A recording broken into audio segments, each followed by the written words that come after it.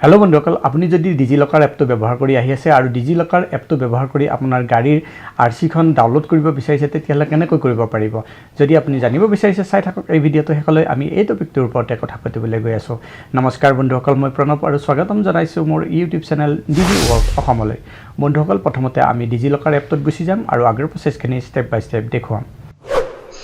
বন্ধুসকল আপোনালোকে দেখা পাইছে আমি ডিজিলকাৰ এপটো আমাৰ মোবাইলত খুলি লৈছো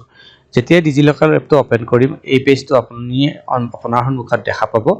ইয়াত আমি গেট ষ্টাৰ্টেডৰ ওপৰত ক্লিক কৰিম গেট ষ্টাৰ্টেডৰ ওপৰত ক্লিক কৰাৰ লগে লগে আপোনাৰ একাউণ্টত সাইন ইন কৰিবলৈ কোৱা হ'ব আপুনি যদি ডিজিলকাৰত এতিয়ালৈ একাউণ্ট বনোৱা নাই তেতিয়াহলে ক্ৰিয়েট একাউণ্টৰ ওপৰত গৈ এই ফৰ্মখন ভৰাই আপুনি আপোনাৰ একাউণ্টটো ক্ৰিয়েট কৰি ল'ব পাৰে আমি অলৰেডি ডিজিলকাৰ এপত ৰেজিষ্টাৰ্ড ইউজাৰ হয় সেইকাৰণে আমি সাইন ইনত ক্লিক কৰি লগইন হ'বলৈ গুছি যাম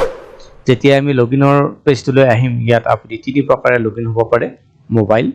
ইউজাৰ নেম আৰু আধাৰ আমি ইয়াত মোবাইলটোৱে ব্যৱহাৰ কৰিম সেইকাৰণে মোবাইলটো সিলেক্টেড থাকিব দিম আৰু মোবাইল নম্বৰটো যেটো ৰেজিষ্টাৰ্ড মোবাইল নম্বৰ হেতু ইয়াত ভৰাম আৰু নেক্সটৰ ওপৰত ক্লিক কৰি দিম যেতিয়া নেক্সটৰ ওপৰত ক্লিক কৰি দিম ইয়াত এটা মেছেজ মোক দেখুৱাইছে this mobile number is associated with multiple accounts please select one to sign in মানে মোৰ মোবাইল নম্বৰটো দুখন কাৰ্ডৰ লগত দুখন আধাৰ কাৰ্ডৰ লগত লিংক আছে মানে মোৰ পৰিয়ালৰ বেলেগ মানুহৰ আধাৰ কাৰ্ডৰ লগতো লিংক আছে সেইকাৰণে এনেকৈ দেখাইছে ইয়াত আপোনাক সাইন ইন কৰিব যিকোনো এটা অপচন চুজ কৰিব কোৱা হৈছে মই মোৰ ইমেইল এড্ৰেছটো দেখাইছে সেইটো চুজ কৰি লওক আৰু চুজ কৰাৰ পাছত আপোনাক 6 ডিজিট যেটো সিকিউৰিটি পিন আছে এম পিন আছে হেতু ভৰাব কোৱা হৈছে হেতু ভৰাই সাইন ইনৰ ওপৰত ক্লিক কৰি দিম যেতিয়া সাইন ইনৰ ওপৰত ক্লিক কৰি দিম এটা ওটিপি আমাৰ মোবাইল নম্বৰত গুছি যাব যেটো ৰেজিষ্টাৰ্ড মোবাইল নম্বৰ আৰু সেই ওটিপিটো ইয়াত ভৰাই সাবমিট বাটনটোৰ ওপৰত ক্লিক কৰি দিম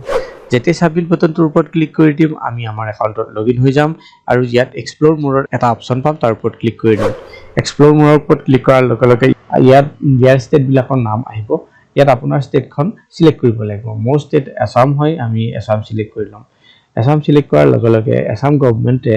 যিবিলাক ডকুমেন্ট ডিজিলকাৰ এপৰ মাধ্যমত ইস্যু কৰাই তাৰ এখন লিষ্ট ইয়াত দেখা পোৱা যাব ইয়াত আমি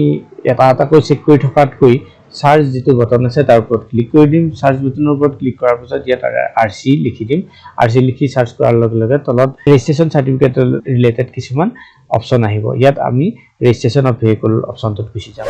ৰেজিষ্ট্ৰেচন অফ ভেহিকল অপচনৰ ওপৰত গুছি যোৱাৰ লগে লগে ইয়াত আপোনাৰ নেম ফ্ৰম আধাৰ মানে আপুনি ডিজিলকাৰ এপটো ৰেজিষ্ট্ৰেচন কৰাৰ সময়ত আধাৰ নম্বৰো আপোনাৰ আধাৰত যেটো নাম আছে সেই নামটো ইয়াত আহি গৈছে গতিকে সেইকাৰণে লিখছে নেম ফ্ৰম আধাৰ আধাৰৰ পৰা আপোনাৰ নামটো লোৱা হৈছে ৰেজিষ্ট্ৰেচন নম্বৰ আপোনাৰ ইয়াত ভৰাবলৈ কোৱা হৈছে আপোনাৰ গাড়ীৰ ৰেজিষ্ট্ৰেচন নম্বৰটো ইয়াত ভৰাওক চেচিছ নম্বৰটো ভৰাবলৈ কোৱা হৈছে আপোনাৰ গাড়ীৰ চেচিছ নম্বৰটো ইয়াত ভৰাই দিয়ক আপুনি আপোনাৰ গাড়ীৰ চেচিছ নম্বৰটো আপোনাৰ যদি ফিজিক্যাল ৰেজিষ্ট্ৰেচন সাৰ্টিফিকেটখন আছে তাতেও লিখা পাব আপোনাৰ গাড়ীটো লিখি থৈ দিয়া পাব আৰু নাইবা আপুনি যিখন গাড়ী কিনিছে তাৰ ডকুমেন্টছতো হেতু লিখা থাকে আপুনি হেতু ভৰাওক তাৰ পাছত আপোনাৰ এই কনসেন্টটো আই প্ৰভাইড মাই কনসেন্ট এই বক্সটোৰ ওপৰত ক্লিক কৰি গেট ডকুমেন্টৰ ওপৰত ক্লিক কৰি দিয়ক গেট ডকুমেন্টৰ ওপৰত ক্লিক কৰাৰ লগে লগে আপোনাৰ ৰেজিষ্ট্ৰেচন সাৰ্টিফিকেটখন ফেচ কৰিব অটোমেটিক্যালি আৰু অকণমান সময় লাগিব তাৰ পাছত আপুনি দেখা পাব আপোনাৰ ৰেজিষ্ট্ৰেচন অফ ভেহিকলৰ তাতে গাড়ী নম্বৰটো দেখা পাব আৰু তিনিটা ডটৰ এটা লাইন দেখা পাব আপুনি তিনিটা ডটৰ লাইনটোৰ ওপৰত ক্লিক কৰি দিয়ক যেতিয়া তাৰ ওপৰত ক্লিক কৰি দিব আপুনি ইয়াত ভালদৰে দেখা পোৱা নাই কি জানি ইয়াত ভিউ শেয়াৰ ভিউ পিডিএফ এনেকৈ অপচন বিলাক পাব আপুনি ভিউ পিডিএফৰ ওপৰত ক্লিক কৰি দিয়ক ভিউ পিডিএফৰ ওপৰত ক্লিক কৰি দিয়াৰ লগে লগে আপোনাৰ এখন ৰেজিষ্ট্ৰেচন সাৰ্টিফিকেট ভেহিকলৰ ৰেজিষ্ট্ৰেচন সাৰ্টিফিকেট সেইখন ইয়াত দেখা পোৱা যাব আৰু তাৰ জাস্ট তলতে আপুনি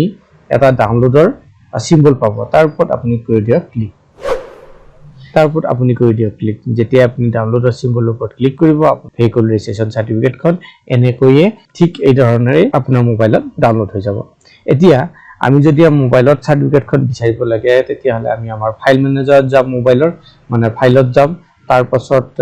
ডকুমেন্টছত গুছি যাম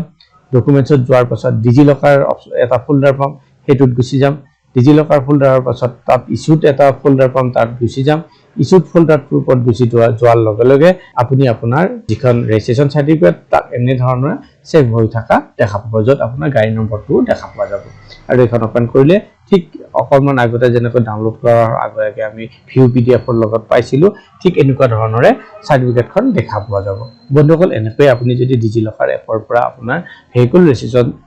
ৰেজিষ্ট্ৰেচন সাৰ্টিফিকেটখন ডাউনলোড কৰিব বিচাৰিছে সহজতে কৰিব পাৰে আশা কৰিছোঁ এই ভিডিঅ'টো আপোনালোকৰ পছন্দ হৈছে কেনেকৈ ডিজিলকাৰ এপত গৈ আপোনাৰ গাড়ীৰ আৰচিখন ডাউনলোড কৰিব পাৰে তাৰ বিষয়ে জানিব পাৰিছে যদি এই ভিডিঅ'টো পছন্দ হৈছে ভিডিঅ'টো কৰক লাইক আৰু চেনেলটো সাবস্ক্ৰাইব কৰিবলৈ নাপাহৰিব পুনৰ লগ পাম আন এটা ভিডিঅ'ত তেতিয়ালৈ বন্ধুসকল নমস্কাৰ